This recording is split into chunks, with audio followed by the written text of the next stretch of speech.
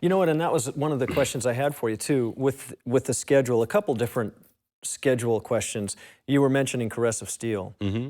75, 76, you ended the tour. 1976, January 10th, I believe, is when that tour ended. 2112 started February 9th.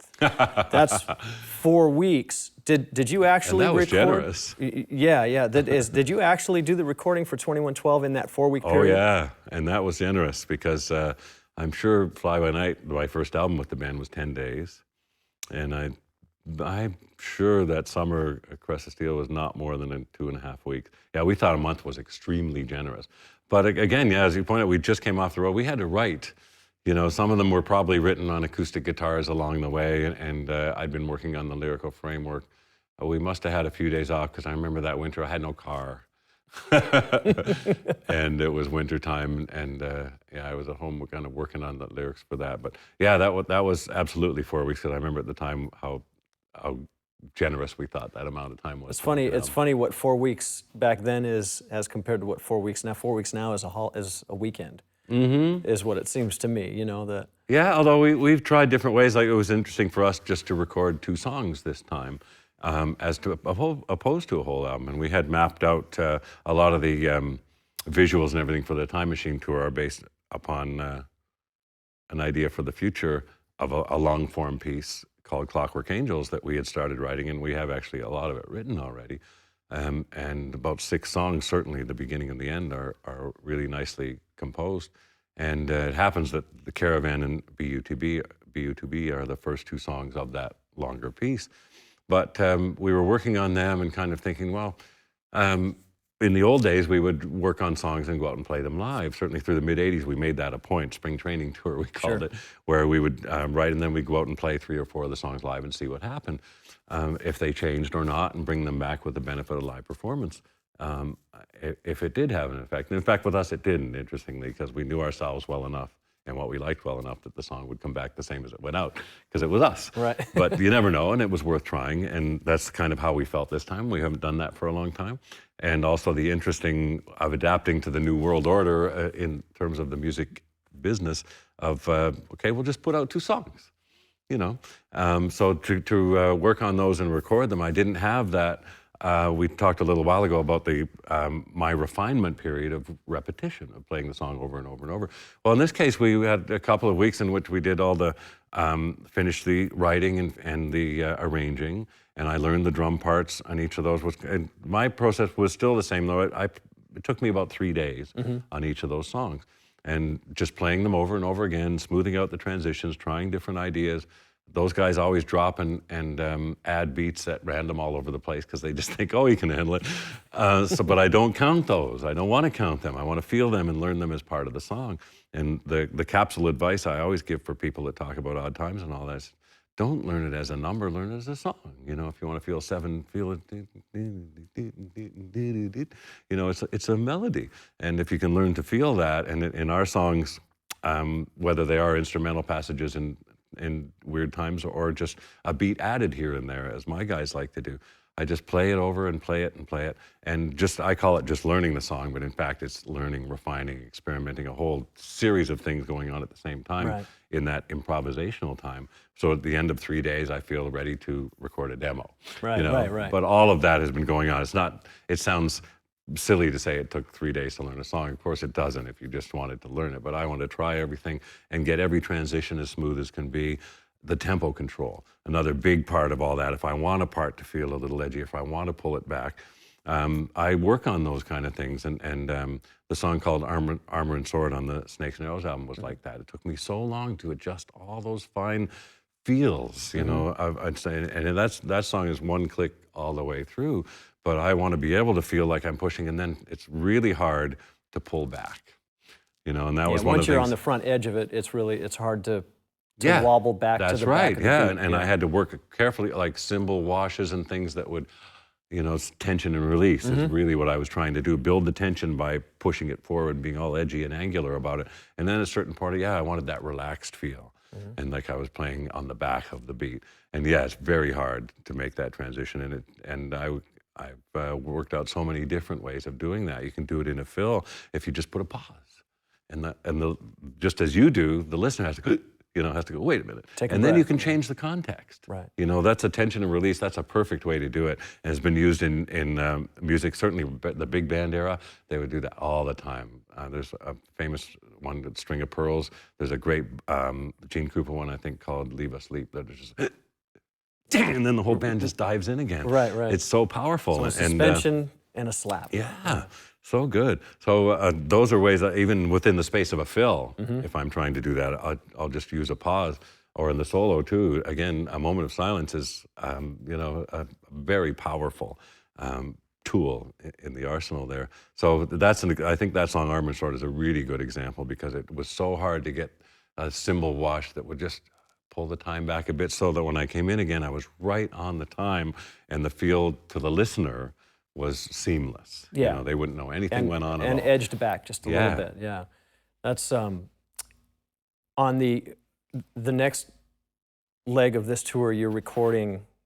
Have you already finished the recording for the rest of the album? Did you say, or is it written? No, So we started mapping it out, and our plan was a year ago now to start working on a new album and just make an album like we've been doing for 35 years.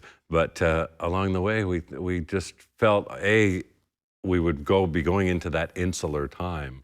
And we had enjoyed being a performing band. You know, one thing I've dwelled a lot lately is a band lives on the stage, you know, and I actually, in 1989, announced I'm not doing this anymore about touring. You know, I just had enough of the dislocation of it and the alienation. I said, I'm not doing it.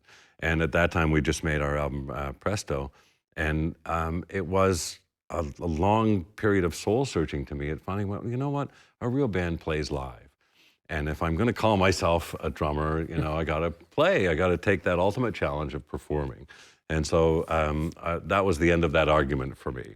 Not the end of the conflict, you know, because it is still a real conflict. It's the 51% rule, I think, is what you call Yeah, that's it. all it took, just to swing the balance a little bit, because there still is, it is a huge conflict in life. And I always say, it's not like my life goes on when I'm touring. It doesn't, it stops. Right. And I go off and do this other thing for 3 or 4 months that's a completely engaging, total existence of its own. And until it's over, I don't get my life back, really. Right. You know, you kind of keep in touch a little bit along the way, but I've heard other musicians say this too, and it's a great insight, that, you know, all your friends at home and your family, their lives are still going on while you're gone. And and of course, touring is, like I said, not engaging, completely enveloping. We call it the vortex. You know, you live inside this whirling, self-contained unit that travels around and does this thing. Right. And of course, I feel very alive when I'm on tour, between the performing in front of people and motorcycling. I feel like I'm absolutely at the leading edge of life doing that. But on the other hand, you know, my family and my little daughter and my friends, their lives are going forward without you. Right. You know, Yeah, so things like learning to walk and learning to sign and learning to... your life has stopped. Sure. You know, for you, because you're not in contact with all that means so much to you. So that's always the conflict, but essentially I'm driven by the desire to fill the larger destiny of a drummer. And on that, I have to ask, where were you on the night of August 13th? You were in Anaheim on a show. It's blazing hot. That's my little entry to this whole thing. Okay. August 14th, it's probably 110, 115 degrees in scorched earth, Nevada, leading into Las Vegas. Yeah. Your bus breaks down. Yeah, I was not, unfortunately. Right. So you opt to ride the motorcycle in. Yeah.